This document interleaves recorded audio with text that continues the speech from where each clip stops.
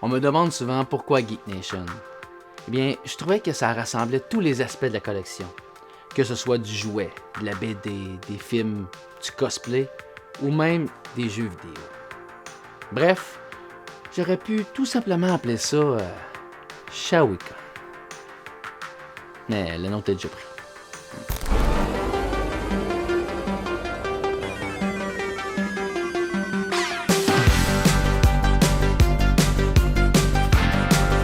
Le rendez-vous ultime pour les vrais geeks, ce sont les Comic-Con. Ce sont des sortes de grandes conventions où tous les aspects de la Geek Nation y sont représentés. Je vous ai souvent parlé de mon bon ami Nino, ou comme on aimait l'appeler dans mon temps, l'étalon italien.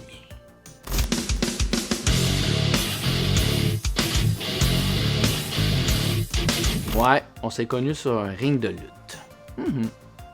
Mais aujourd'hui, il a troqué la prise en 4 et les coups de savate pour s'occuper et fonder le Shawicon. Et je dois avouer que notre rencontre fut beaucoup moins douloureuse que dans le temps. Wow, hey, pas de suite là, pas fini! Hey, t'es chanceux que je te fasse pas la prise du cobra qui tousse. Parce que j'ai une deuxième partie à l'émission, ouais, que j'ai soigneusement intitulée « Quand le collectionneur devient le créateur ».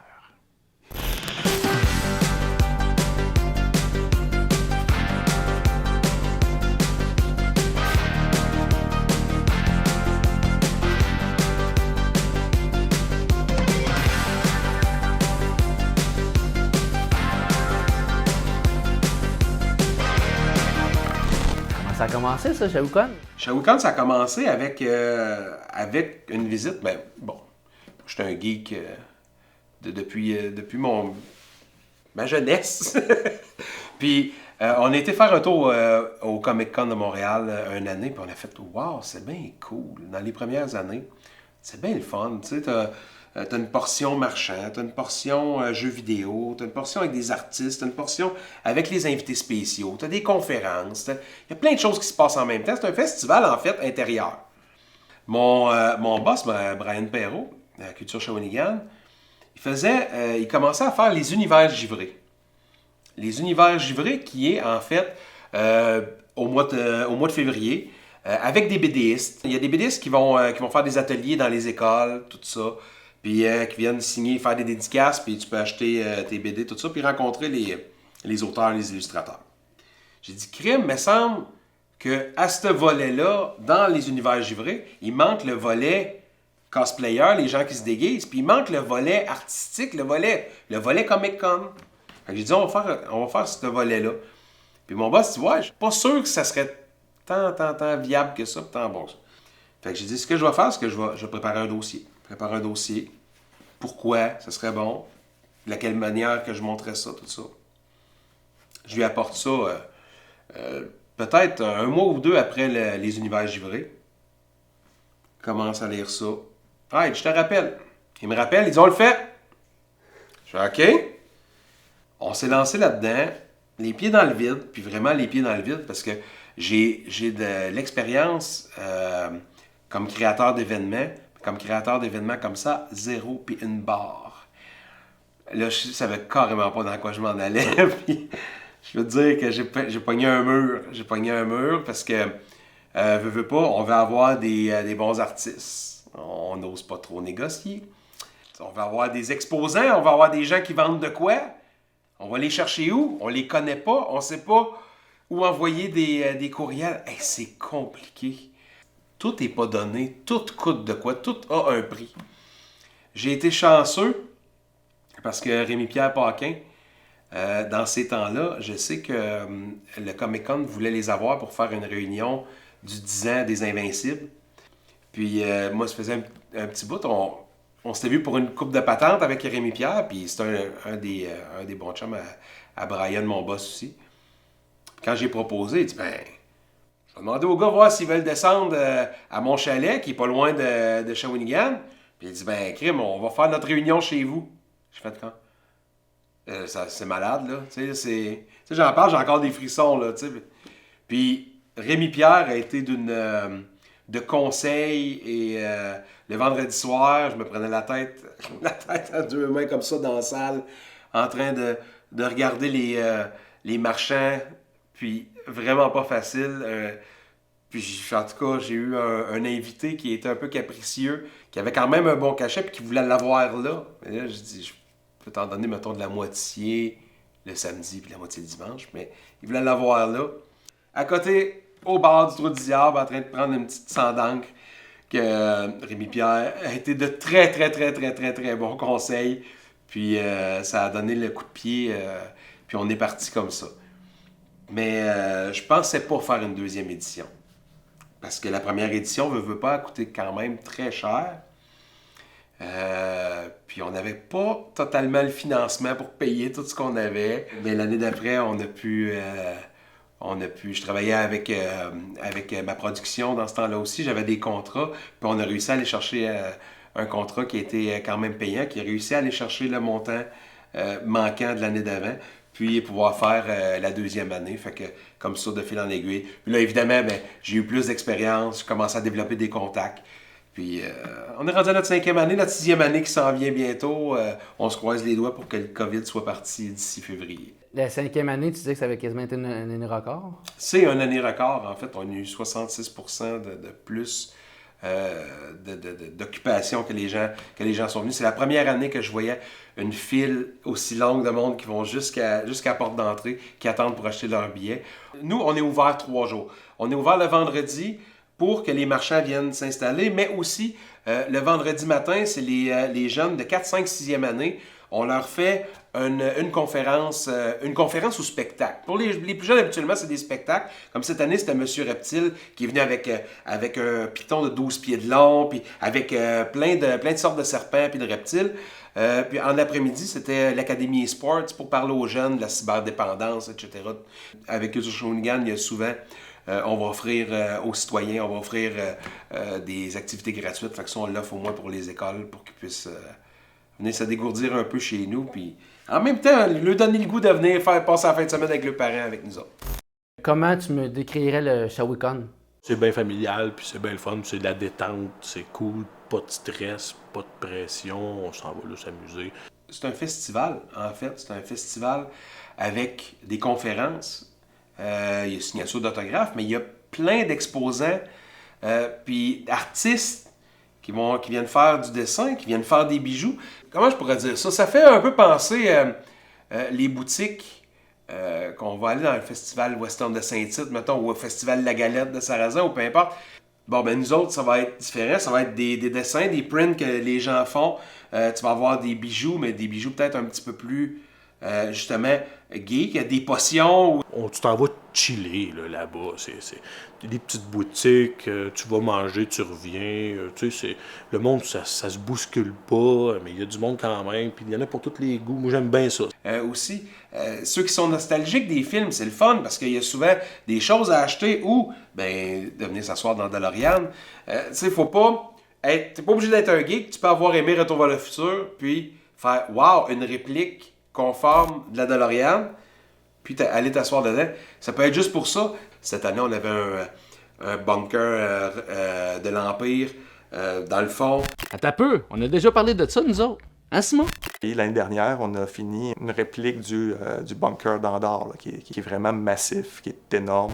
Ça, c'était nouveau. On avait un plus gros décor avec les Vikings. C'était nouveau, ça aussi. Sinon, des fois, on a des humoristes. C'est de venir voir un humoriste. On a eu Jérémy Larouche qui était là cette année. Des autres années, on a eu Daniel Grenier aussi qui est venu. On a, évidemment, François Pérusse qui était là cette année aussi. Comme souvent, là, il y a François Pérusse qui est là, ou d'abord le grand Talbot qui vient souvent. Là. Lui, il est bien le fun à jaser. Avec Denis Talbot, qui est notre président d'honneur, qui a pris le ShawiCon sur ses épaules pour le porter à un autre niveau. C'est tellement vaste, maintenant, ce qu'on offre comme produit, que les gens viennent passer du bon temps chez nous. On n'est pas de la trempe des Comic-Con, on n'est pas rendu là. Puis, franchement, je suis pas sûr que je voudrais me rendre aussi gros que ça. On fait quelque chose de région, on fait quelque chose de plus petit, puis c'est ce qui nous distingue d'ailleurs. On est plus familial, on est plus intime. J'ai le temps de parler avec mon monde, j'ai le temps de parler avec tout le monde. Ils ont l'impression d'arriver chez eux à notre événement, puis de pouvoir profiter de plein de choses. Au ShawiCon, tu as le temps de tout voir. Puis T'as pas le temps de t'ennuyer non plus parce qu'il y a du stock en masse. Puis le monde, le staff est cool. Puis Nino est super fin. Puis, t'sais, moi, j'adore ça. Moi, quand je vais là-bas, c'est des vacances. Là. Dans 5 ans, c'est où tu le vois, le Shawinigan? Moi, je vais te ramener v'là 5 ans. V'là 5 ans, j'ai dit à mon boss, si à ma 5e année, j'ai 2000 personnes, je vais être content. Parce que on est à Shawinigan. On s'entend que Montréal, l'aéroport est là. Québec, l'aéroport est là. C'est facile. Shawinigan, t'as 1h30 de route à faire pour aller à l'événement. Fait que quand j'ai des Gerald Holmes qui est à Star Wars, quand j'ai un Mike Quinn comme ça qui arrive d'Angleterre, mais en plus, qu'on est à moins 1000 en février, il y a 1h30 d'auto à faire, puis une autre heure et demie, ça me prend des chauffeurs, tout ça. C'est vraiment plus compliqué. Puis l'heure et demie ne tente pas à tout le monde. C'est bien du monde de Montréal qui descend au Shawinigan, pas tant que ça. Même chose de Québec. Les gens de Trois-Rivières ne descendent pas tant que ça à Shawinigan. Ça, c'est prouvé statistiquement. Fait que je me donnais, par rapport à la population de Montréal, la population de Shawinigan, pour un 60 000 à Montréal, ça me prenait environ 1666 personnes à Shawinigan. Comme je te dis, ratio population, je voulais 2000, puis on a eu 600 personnes de plus. Fait que ça, c'est vraiment cool. Ça, c'est... Tu sais, c'est... Parce que veux pas, cet événement-là, je le monte à 80% seul. J'ai une équipe, on est 5 pendant le fin de semaine. J'ai Francis, j'ai Catherine, j'ai Lydia, puis j'ai Samuel qui me donne un super de bon coup de main. Puis sans eux autres, puis nos bénévoles, sérieusement, il n'y a pas de Shawinigan. Il n'y a pas de Shawinigan, ça n'existe pas, c'est impossible. Oui, c'est moi qui représente le tout, mais j'ai d'autres mondes, parce que le fin de semaine, un Nino tout seul qui se promène dans un événement, là, probablement qu'il me rentrerait à l'asile le lundi, quelque chose comme ça. Ta plus grande fierté du Shawinigan? Ma grosse fierté, c'est de voir les retombées économiques pour ma ville que ça me donne. Parce que à la base, je fais pas ça pour moi, je fais ça pour ma ville, je fais ça pour amener du tourisme chez nous. On a juste 47% du monde qui viennent de Shawi. On a 53% du monde qui viennent d'ailleurs au Québec. Fait que ça, c'est vraiment cool. Fait que ça fait des belles retombées pour nos stations d'essence, pour nos hôtels. On book nos hôtels, puis avoir des personnes de l'hôtel qui viennent me voir, comme, Nino, tu nous as mis dans la marde en fin de semaine, mais merci beaucoup, parce que l'hôtel était plein. Autant l'Auberge des Gouverneurs que le Comfort Inn, les restaurants, les propriétaires de restaurants qui viennent me voir au Shawinigan, qui viennent me serrer la main pour me dire merci. On est content que quelqu'un comme toi vienne faire. Ça, moi, c'est ça avant tout. C'est cool. C'est cool souper avec du monde qui font de la télé, puis du monde qui font des vedettes. C'est super cool. Mais principalement, je le fais pas pour rencontrer du monde, je le fais pour ma ville, pour nous autres ici. On est parti en mode escalier. Peut-être les 2 pieds dans la même bottine en partant. Puis là, ben, tranquillement, on a appris à se chausser un bon pied gauche, un bon pied droit, puis on monte tranquillement les escaliers. Parce qu'on est, sans vouloir faire la grosse tête, on est rendu les plus gros des plus petits événements. Je tenais vraiment à vous présenter le prochain sujet, parce que c'est comme l'accomplissement ultime pour un collectionneur. Avoir sa propre histoire et sa ligne de jouets. Non, il n'y aura pas de sable laser ni de vaisseau intergalactique. Mais on reste quand même dans le fantastique et l'imaginaire. Ces 2 dernières années, tu travailles avec un de tes amis sur un projet qui est un peu connexe à la collection de figurines, de jouets. C'est la Porte de Noël. Est-ce que tu peux m'en parler, s'il te plaît? Oui, depuis 2 ans, je travaille avec mon ami Frédéric Lavoie sur une nouvelle légende de Noël. La Porte de Noël, c'est drôle. C'est comme un flash qui est apparu en pleine nuit. Ce serait le fun d'avoir une porte, puis il y a des créatures d'un monde magique qui s'en viennent avec ça. Moi, j'ai voulu créer quelque chose, puis vraiment, tu sais, ceux qui disent que je joue avec des jouets, c'est pas important. Ben non, gars, moi, ça a développé mon imagination. Moi, en fait, un moment donné, j'ai eu l'idée de cette porte-là qu'on pourrait avoir pour apporter des nouveaux personnages à Noël. Puis là, je n'ai parlé à Pascal, puis là, ça a été comme la déboulade d'idées. Ça a fait troum! Là, Pascal m'est revenu 2-3 jours après avec quasiment une histoire complète. Regarde, on pourrait faire ça, on pourrait faire... Tu sais, mettons que j'ai comme allumé une mèche, là, puis ça a fait boum, là. Moi, je me souviens, quand j'étais au secondaire, j'aimais écrire des histoires aussi. Ben, quand j'étais petit, j'écrivais des histoires. C'était pas long, mais je me souviens au secondaire, des fois, quand le prof parlait, j'écrivais l'histoire. Puis je la faisais lire à mon chum à côté.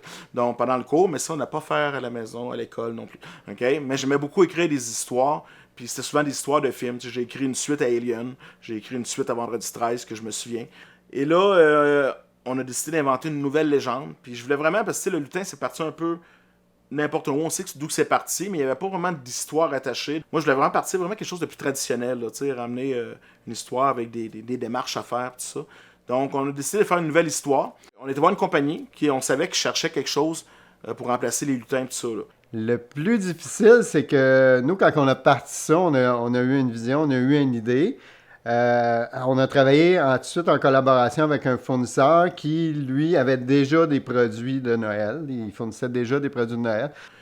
Puis cette compagnie-là, elle n'a jamais fait ça. Là, c'est un distributeur. Mais en y présentant l'histoire, il a tellement trippé qu'il a dit c'est correct, j'embarque, puis je vais la produire, je vais faire les... Parce que c'est pas des jouets, c'est des décorations de Noël. Mais on s'entend que les lutins, c'était pas un jouet, mais c'était une décoration de Noël. Pour moi, c'est un toutou, mais non, parce qu'ils ont une pesée dedans, souvent. Donc, dans ce temps-là, tu tombes dans le marché. Ils ont tous des termes, hein, donc ça tombe dans le côté de la décoration de Noël. Nous autres, on a développé tout le personnage. On a même dit qu'est-ce que ça allait prendre pour les matériaux, tout ça. Le côté visuel, c'est nous autres qui géraient ça. Ça a été d'adapter tout notre concept, nos idées avec des produits matériels, là. De partir avec, mettons, les fournisseurs qu'il y avait, puis de créer nos produits. Avec Pascal, ce qu'on a fait le tour, puis on a sélectionné, ça j'aime ça ici, ça j'aime ça ici, ça me donne une idée. Ça me donne une idée pour comment faire, mettons, la porte. Comme la porte est en bois, au départ, ce qu'on voulait, c'est quelque chose de moulé en résine. On s'imaginait quelque chose d'un petit peu plus designé, mais on est allé vraiment avec ce qu'il y avait comme fournisseur, puis ça donne un résultat qu'on n'aurait même pas pensé au début, là. Donc, on a développé des figurines, plus un genre de toutou, là, parce que pour moi, c'est un toutou, là. Non, c'est une décoration de Noël, que me dit la petite voix. On est parti avec des idées, puis finalement, en bout de ligne, c'est d'autres choses, mais quand on a vu les premiers prototypes, on a comme fait « Wow, j'aurais pas pensé que ça aurait été aussi beau, là. » C'est un peu comme le lutin, mais il va y avoir des façons de réussir à les avoir. Puis c'est pas des pièges, oubliez ça, on n'est pas en tout dans la même histoire. Et on va développer comme une espèce de petite gamme avec ça. Donc ça me fait penser un peu à la collection. Tu sais, il y a des choses que je vois comme collectionneur, comment ça fonctionne, qu'on va appliquer à notre modèle aussi. Donc pour les prochaines années, si jamais il y a un succès et que ça remporte ce qu'on pense, c'est connexe à ma collection. Puis, tu sais, moi, je vais collectionner tout ce qu'on va sortir aussi. Donc, je vais tout me ramasser. Là, c'est pour ça que probablement qu'il faut me prendre...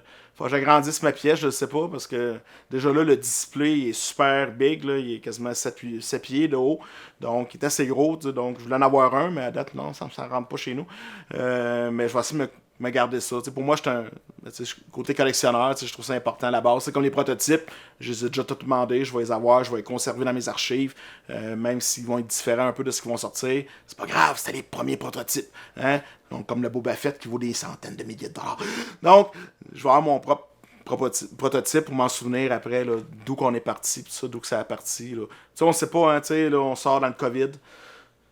On sait pas qu'est-ce que ça va donner, est-ce que le monde va vouloir embarquer là-dedans. On est chanceux, pas qu'on est chanceux, mais on a été, on a vu un petit peu gros au début dans le sens qu'on a décidé de faire tout de suite une traduction. Donc le livre va sortir en français et en anglais.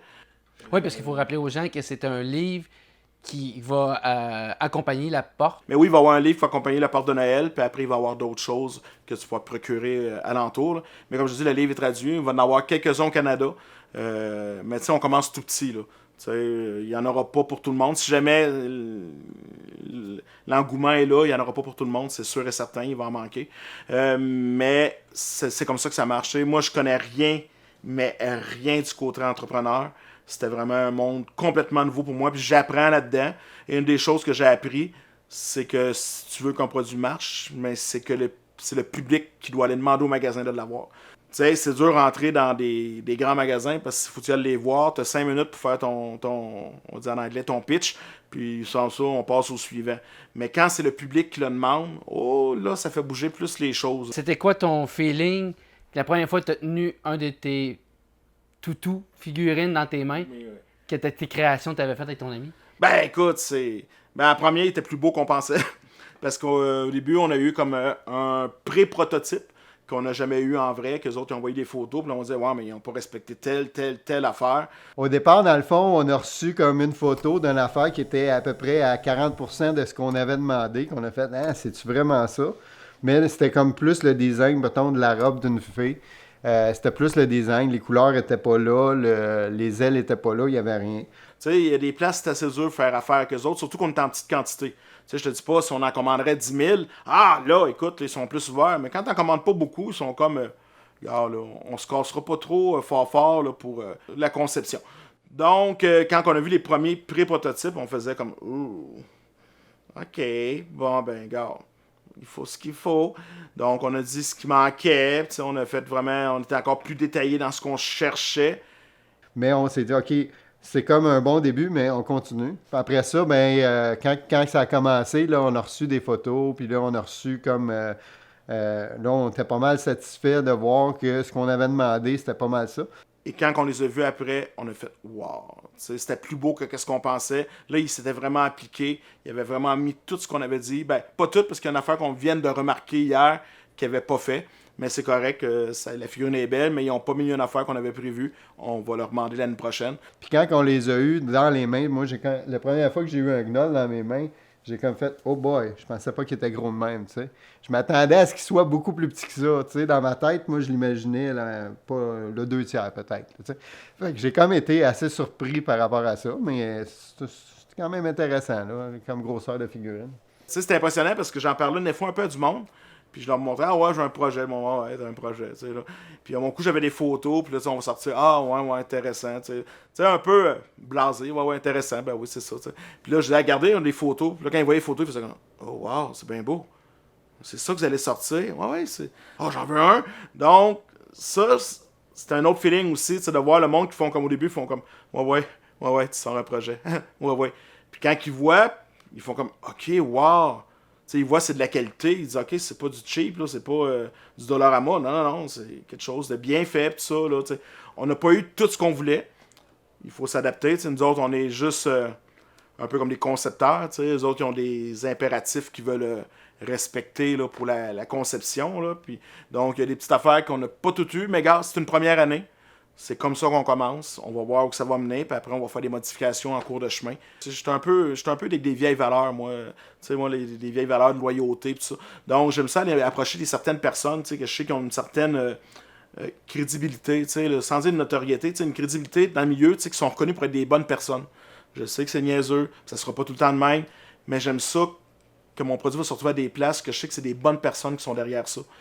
Moi, ça me donne un velours. Il y en a qui s'en rendront pas compte. Personne ne s'est marqué, je suis une bonne personne. Mais moi, ça fait, OK, je sais que c'est des gens bien. Puis, tu sais, c'est pas des profiteurs, tout ça, j'aime ça. Tu sais, de ce côté-là, d'approcher certains magasins que j'ai été moi-même, parce que, on s'entend, c'était pas ma job, je suis pas vendeur. Même des places que j'ai approchées, que je me suis fait, OK, oui, ça nous intéresse, puis que, signal mort, puis j'étais sûr, puis il était vraiment enthousiaste, puis il se passe rien. Puis là, après, un vendeur expérimenté, il m'a dit, ben, c'est toujours comme ça que ça se passe, Pascal. Moi, j'étais comme, ben là, il avait l'air super intéressé. Oui, ils ont toujours l'air super intéressés. Puis après, mais, des fois, t'en entends plus parler. C'est comme ça, le monde. Donc, je veux pas jamais être dans ce monde de vendeurs-là. Oublie ça. J'en ai une que j'ai été voir, puis j'étais content, tu sais, que. Puis, tu sais, c'était l'enthousiasme, puis j'ai vu qu'elle embarquait, puis ça. Tu sais, puis il y a une autre place qui nous ont approché. Ils disaient, hey, tu vas-tu pouvoir, mais là, on sait pas avec le COVID, mais tu sais, faire venir une présentation. Moi, c'est ça qui me fait triper. Moi, c'est l'aventure, là, qui me fait triper, tu sais, où on va pouvoir se promener, rencontrer des gens, tu sais, parler de l'histoire du livre, la faire vivre. T'sais, moi, j'ai vraiment hâte du côté aventure. Là, c'est une zone inexplorée pour moi. J'embarque là-dedans, c'est quelque chose de nouveau. C'est excitant. Ça fait foutument peur, je peux vous le dire. Les 2 dernières années, il y a eu du stress en masse. Mais là, présentement, on s'approche de plus en plus de la sortie. J'ai super peur, mais j'ai hâte là, qu'on s'est rendu là pouvoir... voir s'il va y avoir une fébrilité qui va s'engager, je sais pas, peut-être pas non plus. T'sais, est-ce qu'on va être déçu? Est-ce qu'on va être content? C'est l'inconnu, mais je pense que c'est tout le lot de tous les entrepreneurs qui sortent quelque chose, même toi avec ton documentaire. T'sais. Est-ce qu'ils vont avoir du monde qui va le regarder, qui vont être intéressés, qui vont trouver ça bon, qui vont en parler? Je pense qu'on a toujours ce... Mais c'est ce qui nous fait aussi avancer. T'sais, c'est notre passion qui nous fait avancer au-devant de ça. Puis après, mais c'est plus de notre contrôle. T'sais, ce que les gens vont en penser, c'est plus de notre contrôle. C'est on prend le bon, on tasse le mauvais le plus possible si ça ne nous aide pas à s'améliorer. Puis on continue, puis on voit où que l'aventure va nous mener. Là. Puis je suis sûr que la première fois que je vais rentrer dans une boutique d'un marchand où que le présentoir il est là, ça va faire aïe aïe, wow, tu sais, je pense que je vais avoir des frissons là, parce que je vais le sentir que wow, on a quand même accompli quelque chose. Ça a été beaucoup de démarches, beaucoup de travail quand même en arrière de tout ça, mais c'est super intéressant là, de voir le produit qui est sorti là, suite à tout ça. Ça combine vraiment toutes tes passions. Oui, Le livre, la collection, les figurines, ouais, c'est la collection, oui. puis tu sais, l'histoire aussi, parce Ouais. que t'es quelqu'un qui aime beaucoup les films, tout ça. Ouais. Fait que, je pense que c'est un beau melting pot, puis je suis pas mal sûr que ça va marcher. Ben, je trouve que c'est le fun, ça fait comme hey, mes 48 dernières années ont pas servi tout à rien. Tu sais, là, j'ai au moins appris de mon côté imaginaire. Comment tu décrirais la porte de Noël en un seul mot? Magique. Il dérange-tu le terme geek? Non. Le terme geek était dérangeant si on recule de peut-être 20 ans, mettons. Que quand t'étais un geek, t'étais un genre du gars de bande dessinée dans les Simpsons, un gros avec une petite moustache molle assis avec des graines de chips ou de Doritos sur toi, avec un peu de gras sur ton t-shirt de bleu poudre. La grosse mentalité était comme ça. Un geek, c'était ça dans ça. À cette heure, un geek ou une geek, t'as des très jolies filles puis des très beaux bonhommes qui sont geeks. C'est assez impressionnant. Puis souvent, je te dirais même que les gens se cherchent un moyen de s'accoter sur quelque chose de geek, justement, pour pouvoir profiter des événements, de pouvoir... On s'entend, là, depuis 5 ans, il y a beaucoup d'événements qui vont avoir des super-héros ou du monde déguisé en Marvel, en Star Wars, peu importe. Puis les gens, mais, même s'ils trippent pas, ils vont aller faire des photos, puis ils vont tripper ou ils vont filmer de loin, mais ils vont le faire. Puis ce qui fait que le geek devient de plus en plus normal. C'est quasiment plus normal de pas être geek un peu.